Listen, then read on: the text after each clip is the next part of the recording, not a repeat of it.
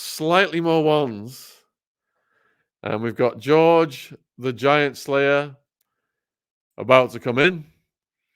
So get ready to get his thoughts on what's been a crazy week for Royal News. Hey, George, thank you for joining us. Absolutely my pleasure. How you doing, my friend? Just nightly live streams. People are going bonkers over here. Everyone's hanging on what's going to happen next. I can. Before we get into it, can you just tell the viewers, a little bit about what you do, George, and where they can find you and support you? Right. I have a YouTube channel called George the Giant Slayer. We cover pop culture. I try to break everything down to how pop culture, Hollywood, infects and impacts the world. Not only like what is a good movie or a bad movie, but primarily focused on what they're trying to do to pollute society, which is why I also focus on the Megans. I not only see them as a couple who've turned their backs on their families, on the nation that gave them all their opportunities, but as prime examples, as representatives of what's going on in this generation. Well, speculation is running wild over here. There's all kinds of theories. Some people are saying that we're having the fulfillment of the prophecies of Nostradamus even. What's your take as this news started to break? What were your first impressions? Are we talking about the king's cancer? Yes. Well, one, I would send him my prayers and blessings and best wishes so he could recover. But two, I think it has revealed another layer of the Megans, of Harry specifically. It's unmasked. It's like peeling back an onion. When you take the latest three events that have happened between the Africa Parks, what's happened with the Baka people and Harry being on the board of Africa Parks Network South Africa, with their attendance with the Jamaican Prime Minister for the Bob Marley movie premiere with Paramount, and the way the Prime Minister despises the UK, in my opinion, and how he wants to break away from it. And now with his taking off, and to see his father, after his father calls him up, he shows up in London, and then he spends 45 minutes with him. And within 48 hours, he's already back on a plane to go to LA so he can set up for an event for their Invictus games, which are from a year from now, but they're going to start doing these press junkets. So when you look at it, I think it just adds another fact point. I don't know how anyone at this point cannot see the Megans for who they are. I mean, I used to say that she who must be obeyed has her ginger handbag.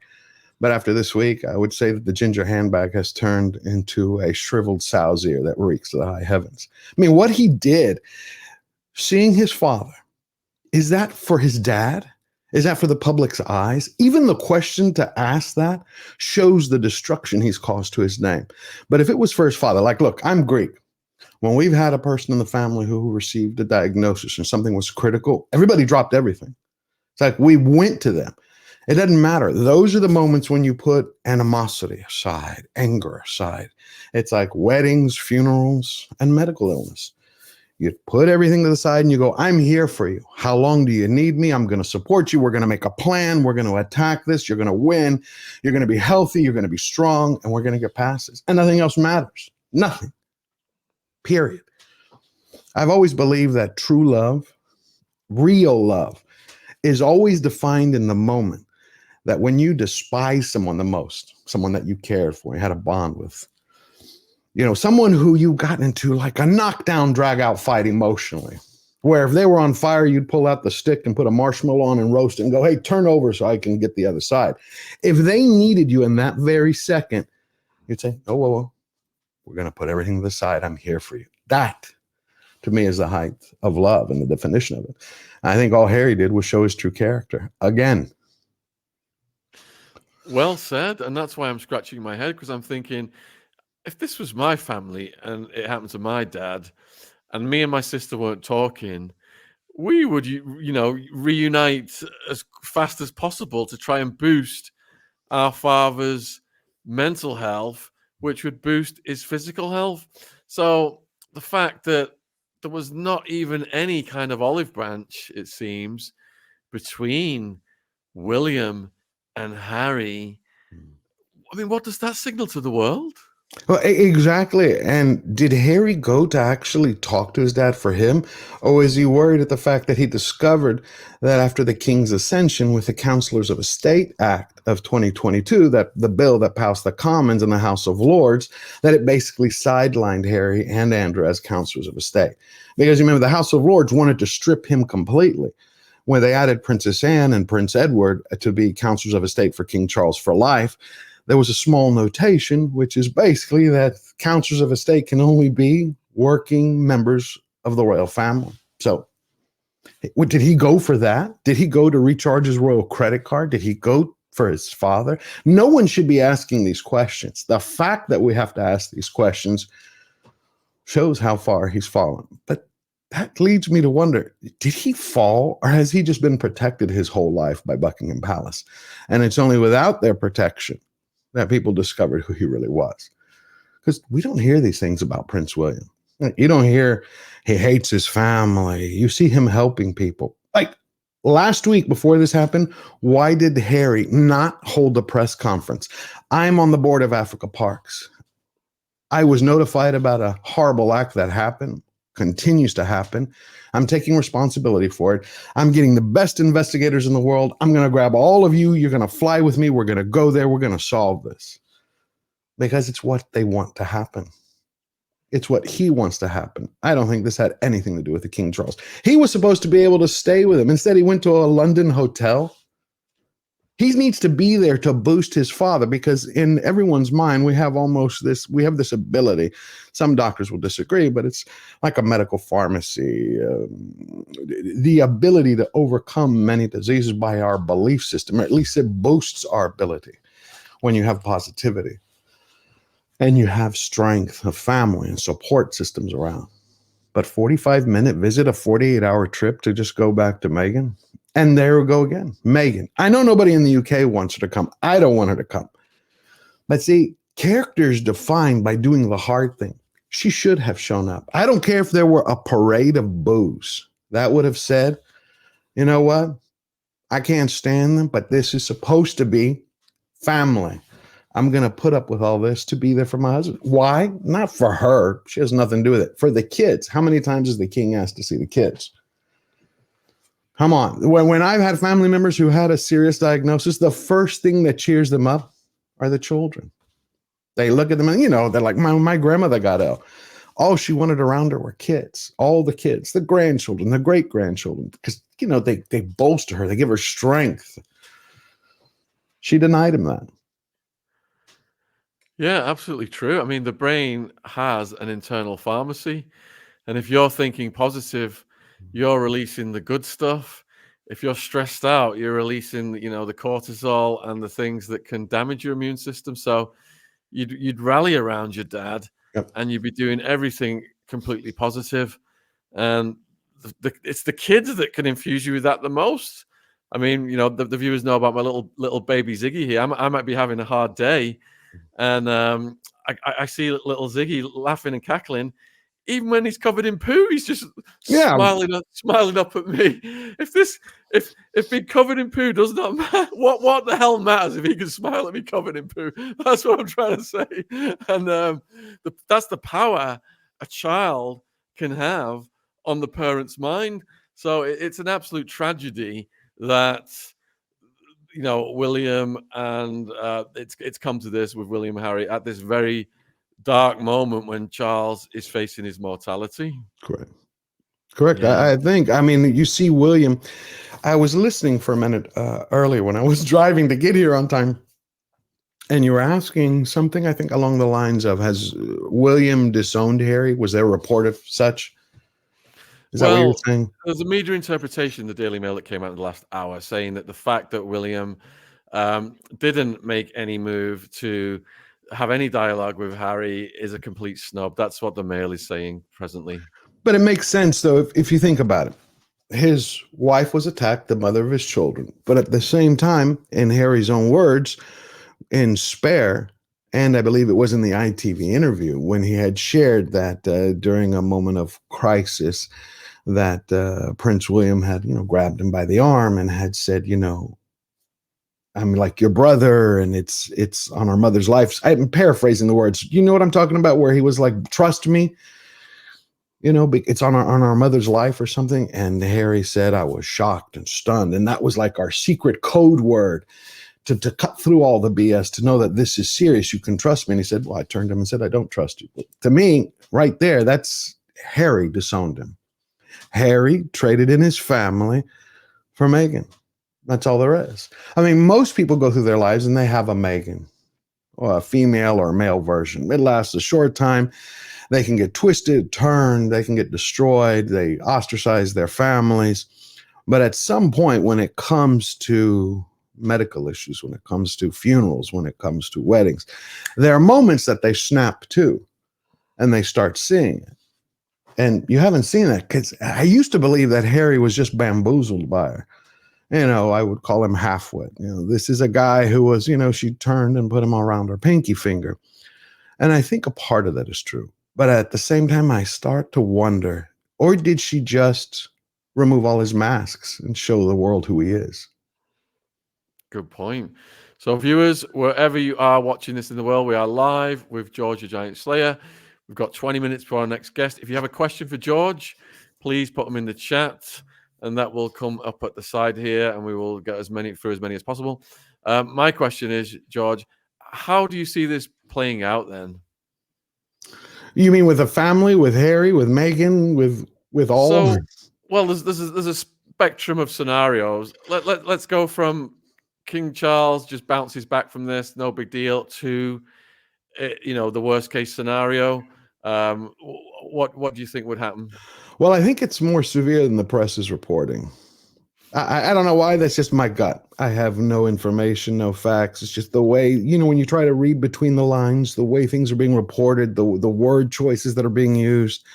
I think it's a little more severe than they're laying out. The same way that they hid Queen Elizabeth's illness, the same way that for a while Prince Philip's was hidden until it was discovered. I think there's just something more serious. So if the king bounces back, unfortunately, I think that would prolong what's going to happen with Meghan and Harry. Like, they're going to stick together. I don't want anything bad to happen to him, so let me make that clear.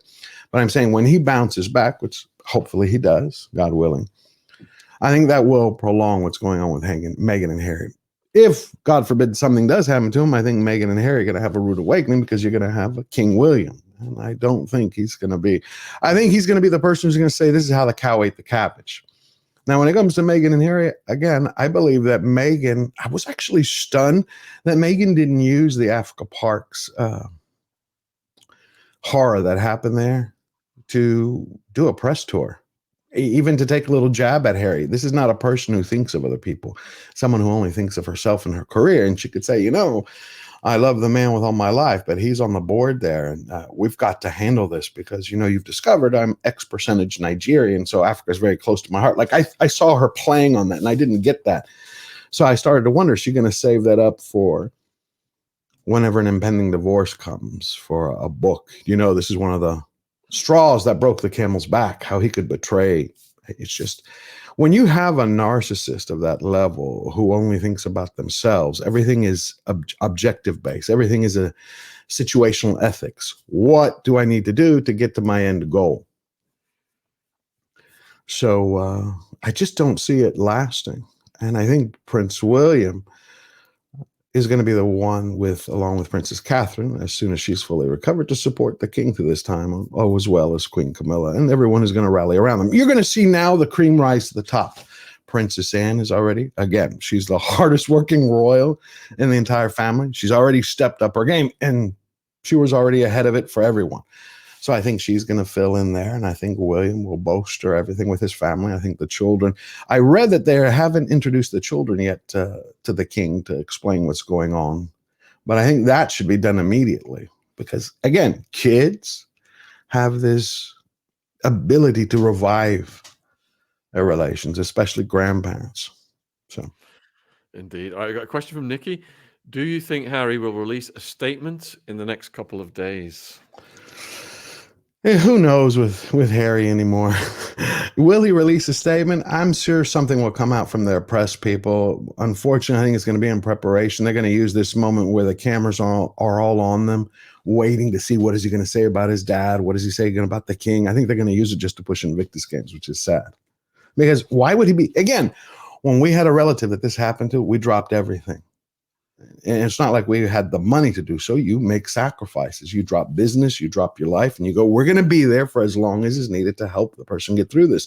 And then set up the support mechanisms so people can keep rotating out. Harry should still be there. He should be like, no, this is my dad. Then I would start to have a glimmer of hope and go, okay, maybe there is a real person under here who cares and isn't only in it for himself.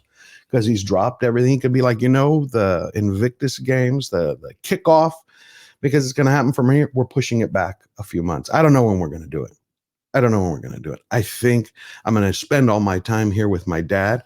My wife's going to come up. She's going to bring the kids to help be a support system for me. That's what he should be doing. Anything else just is disgusting. Question from Ian. On a very, very long-term perspective, has the monarchy ever really recovered since Cromwell? Well, he wants to tap into your historical knowledge here. No, I know it. I think in one way, I think Queen Elizabeth saved it. I think Queen Elizabeth saved it. If it wasn't for her, I do not believe there would be a British monarchy today. That's my feeling from a historical perspective. Question from Cogitator. What does George think Prince William's next moves will be? I think he's going to just show his support for his father. I think he's going to keep moving ahead. I don't believe he's going to make any comment about his brother. If anything, I think, he's going to remain silent and keep the attention focused on his father and more than likely focused on the UK and the Commonwealth. But he wants to take that camera off him so his dad can heal. That's how I would do it. Blue Nomad, what does Anne actually do? Quite a lot, apparently. Oh my God. She held more events for the royal family than anyone else. She's literally the hardest working royal. You can find her at a charity event and a soup kitchen. You can find her giving out awards. I think it was 48 hours ago. She was giving out something that I was going to ask you. It says she was handing out in the Daily Mail Gong Awards. I didn't know what that was. So it was interesting. Question from Triple Crown. I'm wondering if Diana were alive, if firstly, Harry would have turned out this way, and secondly, if she'd, as in Diana, have approved of Meghan. If Diana were alive, would Harry have turned out? See, a lot of people, look, millions of people lose a parent, lose a mother throughout their lives, and they turn out okay. The trauma, the pain is always with you. But character isn't defined by what one can do. The character is defined and it's built brick by what you don't do. And we see that every single time Harry takes the path of least resistance to fulfill whatever he wants. I don't think Diana would. I think she would have tempered it a bit. I'll put it that way. I think it would have been a knockdown, drag out fight between her and Meghan behind the scenes.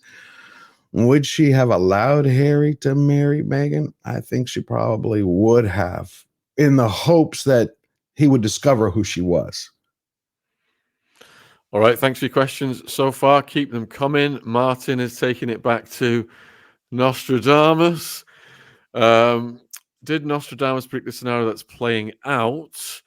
Let me just read the quatrain in this interpretation by Mario Redding.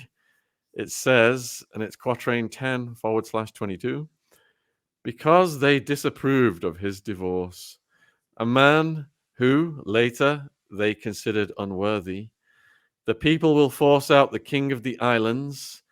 A man will replace him who never expected to be king. And the summary here in this interpretation is King Charles III of England, weary at the persistent attacks on both himself and his second wife in the 25 years since the death of his first wife, Princess Diana, decides to abdicate in favor of Prince William. What's your thoughts on that then, George? I've never really read Nostradamus. I've read bits and pieces here and there. I think the best move at this point would be to pass it on to Prince William. I don't think, and I say this not because of his age. Yes, given his position as the monarch, age plays a factor because of the stress and the responsibilities. I think it is William's time. And I think there are certain decisions that have to be made in order to shore up the royal family that King Charles, as a father, cannot make. And you wouldn't expect most fathers to do that. But I believe that William has the ability, the discernment to cut through everything. And I think King Charles needs to go, okay, I'm king. I got it. I'm here. Okay, let me now go and live the rest of my life and support my son as best as I can. Yeah, and there's a theory that William is the unexpected king because William was not expecting it at this point in time. And if Charles just wants to spend, his years with Camilla, this could be a situation that, no one would hold it against him to want to just take it easy and recover and fight this and pass it over to William. So it's an ideal opportunity to pass it on rather than end up in a scenario that we saw, 100 years ago when they passed it on the Right, from King George. You're George. talking about Yeah. Elizabeth. Yeah, right. I think I didn't mean to interrupt you. I think this would be the perfect time because it allows him to exit with honor and save face. Everybody understands it's cancer. I'm going to be with my family. I love my country. I love my citizens. And I think the best decision is to move forward with somebody who I trust completely, who is my son, who's at full strength, full capability. I think that would be a wise decision. Yeah, indeed. I think it's shaping up for that. So Deborah is asking, do you think Meghan will upstage things at Invictus? Remember what she did? Do y'all remember what she did in the German Invictus Games? The march. She was marching in front of the veterans. I'm like, you remember the veterans? That's what the games are for. But she's out there in her shorts, like this parade is about me. No, yes, she will always try to upstage everything. Which ties into the next question from Disco 1000. Do you think Invictus will dump Harry? He is definitely tarnishing them now. Well, he lost 2 board members. Was it 4 months ago? Two not board members, 2 executives who left a couple of months ago from the Invictus Games, from the winter Invictus Games. I don't know how much control they have over the foundation or he has. I don't know that. I have to look for it, but I'll look for it and I'll get back to Sean and hopefully he can pass that on to you. Ian's got a follow-up question. Is it a kind of partial regency? Q, is it kind of a partial regency? Are you talking about the Invictus or are you talking about the monarchy? The monarchy. A partial regency. What does he mean by partial regency? Can you expand on that? I know we answered the question from him earlier. I think he's following up, but it's been so long ago we've lost that thread. So if you could expand on that in the comments, we'll get to it. So Anne is saying, I cannot see Prince William going through with all that crowning ceremony and parades. It's all too much. And, I'm watching him in Netflix's The Crown. I don't know how realistic it is, but he does come across as a very sympathetic character. I think he's very down to earth. I think when he becomes king, I do not believe it's going to be at the same level. It's kind of like a man who's like, we have a job to do. We're going to do it. Let's get to it. I think he's going to do whatever he's going to do is going to be on a smaller scale for the people. But it's like, let's just get this done and move forward. That's my take. We've got 10 minutes left with George, the Giant Slayer. Get your final questions in now, please. And Ash sent a question in. He has since gone to bed. He's poorly. His question is, can they still play the victim card in light of this? They will always play the victim card. That's what keeps damaging them. See, they don't play anything. Okay, I'll use the word play. They are themselves. If they were intelligent and sharp, let's say, as a tech or listen to people, they would play how celebrities play certain games. They would have done everything that I have suggested. They would not be flying out to Jamaica to stand with a prime minister who despises the country where they get their titles from. They wouldn't be attending there in what looks like a midnight ball gown when everybody else is dressed in shorts. It's everything to them is about how do we sap the attention, suck the oxygen out of every room, no matter what we have to do. And that's the problem. No matter what they have to do is what keeps defining who they are. Question from Deborah. Do you think Harry and Meghan will get the taxpayers to pay for their security? No, I do not. I do not believe he's going to win that case. I don't. Question from Blueberry. Do you think they both act mainly on paranoia? No, if they were smart, they would have acted more paranoid. I think they act out of self-interest. They use every situation to their advantage. That's how I believe they behave. And we've got an expert on narcissism coming on later on the show. So if you've got questions about the psychodynamics of that, hold on to them. Question from Kids. On a scale from 1 to 10, where 10 is excellent, how would George rate King Charles's time on the throne so far? In some things, I would rate it a 9, a 10. In other areas, I would rate it a 5 or a 6. But I think those kind of questions are best saved after he's recovered. I don't want to, when someone is struggling, to start going, oh, well, I think you did this right and I think you did this wrong. I think it's kind of rude. But I appreciate the question. I think overall he has done a benefit and a service to his country because he believes in duty and honor to his people. It's just certain areas that I disagree with him on. And I think we could talk about that at another time. Well, this ties into your expertise. It's from Disco 1000. Are Harry and Meghan completely finished in Hollywood? Oh, yeah. They keep talking about a comeback, a comeback, a comeback, a comeback, but I don't think so. You can tell just based on the fact the Santa Barbara Film Festival, that's in their neighborhood in Montecito. WME, William Morris Agency, one of the most powerful talent agencies in the world, was not able to secure them a set of invitations to go there. That's because they're like, you're not A-list. That's where Kevin Costner, Tom Hanks, Cate Blanchett, they go there. And that's in their community. So imagine what the community is telling them, which almost everybody from Montecito, even non-actors, people who aren't in the Hollywood show business, get to go to the festival. And once the Hollywood Reporter named them one of the biggest losers of 2023, that kind of signaled it was over for them. Will they finish their productions with Netflix? I'm sure they will. Will they succeed?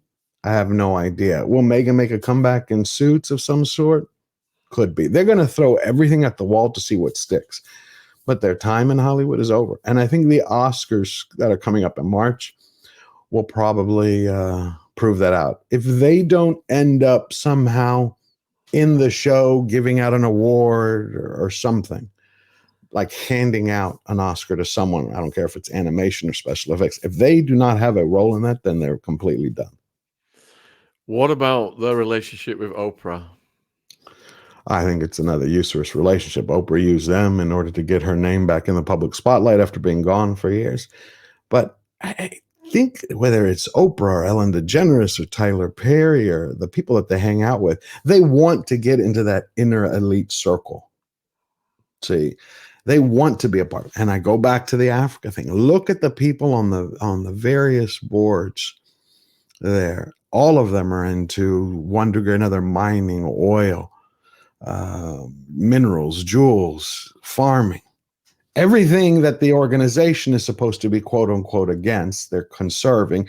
They're destroying an ecosystem of people who are self-sustainable, the Baka, right? In order to preserve their rainforests, even though they live off of them. So everything shows the couple as hypocrites. We're for the climate, but we fly private jets. We're for mental health, but we pull publicity stunts that say paparazzi are chasing us to kill us. We love the UK, but we brand everybody bigots. We love our family, but we call them haters. Like, Egyptian princess is wondering why Harry needs so much security. Ego. Ego. Nobody cares about Harry, about the ego. It's ego. He wants to feel special. Look, I got security. Do you not think, though, that being what fourth or fifth in line, whatever it is, makes him like a target for kidnappers or terrorists or something like that? A guy, Harry. I think kidnappers would give him back. And we're talking about someone who is kidnapped. Come on, Harry. Send him back. We'll pay you, please. Arrest us. No. I don't think it's at that point. I think if it was before he married Meghan, when his profile was higher and more positive, then his security risk was more. And I believe a short time after he married Meghan, because of all the fascination. And remember, the UK, as you know, were all supporting of him in the beginning, unlike what the Megans say. So, yes, at that point, you want to protect them from wackos, but that requires a security guard, maybe, for certain big occasions. I mean, he goes around jogging and doing yoga all over the United States. They show him one day, oh, he walks out of a gym. The next day, he didn't have any security, which means he doesn't need it. Yeah, show, ego. Scampy's done a follow-up comment here. Why would Harry need more security than William? Harry is either paranoid or knows he ticked off the wrong people, probably both. Yeah, I agree. I agree with you both. He doesn't need more security. Again, ego, ego and jealousy to add, since you added Prince William. He can't stand the fact that his brother has an entourage of security, which is for his position and shows his importance and the danger that he can face, again, from lunatics, outriders. And when Harry doesn't have it, I mean, how does he turn to his wife? It's like when he first dated her, it's like, look at all my guys, subconsciously, I'm a prince. And now it's like, yeah, I was just taking pictures and selfies with a fake prince of German trash TV. Viewers, thanks for your questions. George, it's always a great pleasure. Can you just remind the viewers again where they can find you, support you, follow you? Yes, you can find me at George the Giant Slayer on YouTube. You can find me on Twitter under the same name, or on Instagram. Thank you, Sean. It's been great seeing you again. Hope to see you soon. I had a great time. Indeed. Cheers. And you take care, my friend. Cheers. You too. Bye-bye. Bye.